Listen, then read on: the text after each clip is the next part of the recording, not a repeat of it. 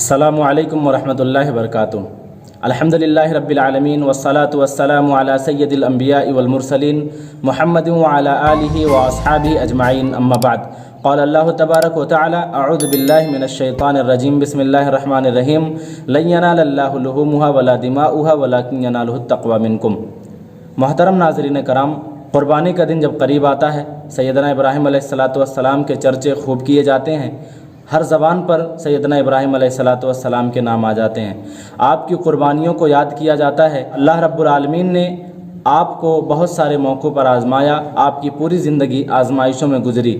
اللہ تعالیٰ نے آپ کو جب بھی آزمایا، ہر آنے والی آزمائش پہلے سے زیادہ سخت ہوا کرتی تھی، لیکن آپ اللہ کے فضل سے تمام آزمائشوں میں مکمل طور سے کامیاب رہے۔ لیکن اس آزمائش کا کیا کہنا جس میں آپ نے محبت کا حق ادا کر دیا، جس میں آپ نے وفا کا حق ادا کر دیا۔ اللہ تعالیٰ نے آپ سے اپنے بیٹے کو اللہ کی راہ میں قربان کرنے کا حکم دے دیا، اور سیدنا ابراہیم علیہ السلام اس میں بلا چونچرا تیار ہو گئے۔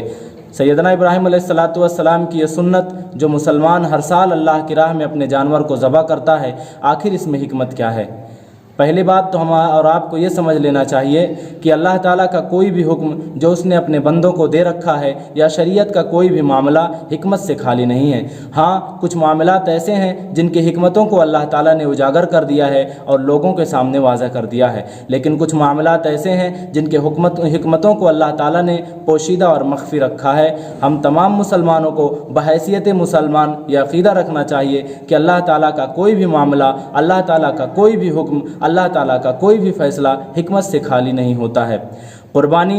قربانی میں اللہ تعالیٰ نے بہت ساری حکمتوں کو پوشیدہ کر رکھا ہے، جن میں ایک حکمت یہ ہے کہ قربانی کے ذریعہ ہر مسلمان اپنے جد امجد سیدنا ابراہیم علیہ السلام کی سنتوں کو یاد کرتا ہے، اور اس دن کو یاد کرتا ہے جب ایک باپ نے اپنے لاڈلے کے گردن پر محض اللہ کی محبت کی خاطر چھری رکھ دی تھی۔ تو انسان اپنے جانوروں کو اللہ کی راہ میں قربان کر کے گویا کہ یہ پیغام دینا چاہتا ہے دنیا کو، اور اپنے آپ کے اندر یہ ارادہ رکھنا چاہتا ہے کہ آج میں اللہ کے حکم سے اللہ کی راہ میں جانور ذبح کر رہا ہوں، کل کو آنے والی زندگی میں اللہ نے مجھے کسی بھی موقع پر کوئی بھی قربانی کا مطالبہ اگر اللہ نے کر دیا تو میں اللہ کی راہ میں ہر قسم کی قربانی دینے کے لیے تیار ہوں۔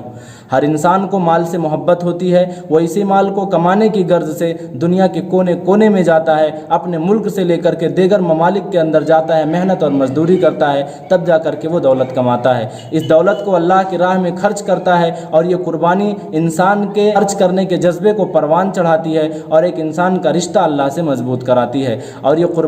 قربانی کی حکمتوں میں سے ایک عظیم حکمت یہ ہے کہ انسان کو بخیلی سے بچاتی ہے۔ اللہ کے نبی جناب محمد رسول اللہ صلی اللہ علیہ وسلم نے بیان فرمایا، خصلتان لا تجتمعان فی مؤمن البخل وسوء الخلق، کہ دو خصلتیں ایسی ہیں جو مومن کے اندر جمع نہیں ہوتی، یعنی جس کے اندر یہ خصلتیں پائی جائیں گی وہ مومن نہیں ہوگا، اور جو مومن ہوگا اس کے اندر یہ خصلتیں نہیں موجود ہوں گی۔ آپ نے بیان فرمایا البخل وسوء الخلق، آپ نے پہلی چیز جو بیان فرمائی وہ کہا کنجوسی، اور دوسرا آپ نے جو بیان فرمایا کہا بد اخلاقی۔ انسان جب اللہ کے راہ میں خرچ کرتا ہے، اللہ کے راہ میں اپنے جانور کو ذبح کرتا ہے، تو اس کی یہ قربانی انسان کو اس بخیلی جیسی مذموم صفت سے بچاتی ہے۔ اور اسی طرح سے قربانی کی عظیم حکمتوں میں سے ایک عظیم حکمت یہ ہے کہ ہمارے اور آپ کے معاشرے میں ایسے بہت سارے افراد، ہمارے بہت سارے بھائی رہتے ہیں جنہیں پورا سال تک اچھا گوشت نصیب نہیں ہوتا ہے، جنہیں پورے سال تک کے بکرے کا گوشت نصیب نہیں ہوتا ہے۔ تو جب انسان ایک مسلمان اللہ کی راہ میں اپنے جانور کو ذبح کرتا ہے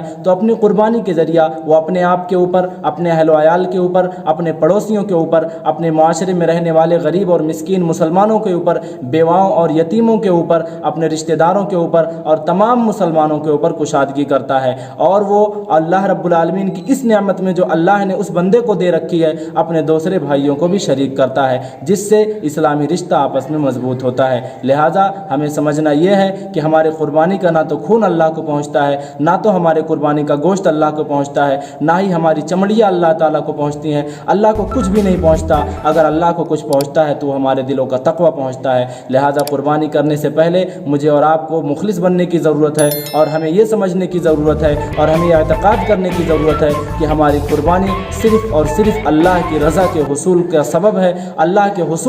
کی رضا کے حصول کے لیے ہم یہ جانور اللہ کی راہ میں ذبح کر رہے ہیں۔ اللہ رب العالمین سے دعا ہے اللہ ہماری عبادتوں کو، ہماری قربانیوں کو قبول فرمائے۔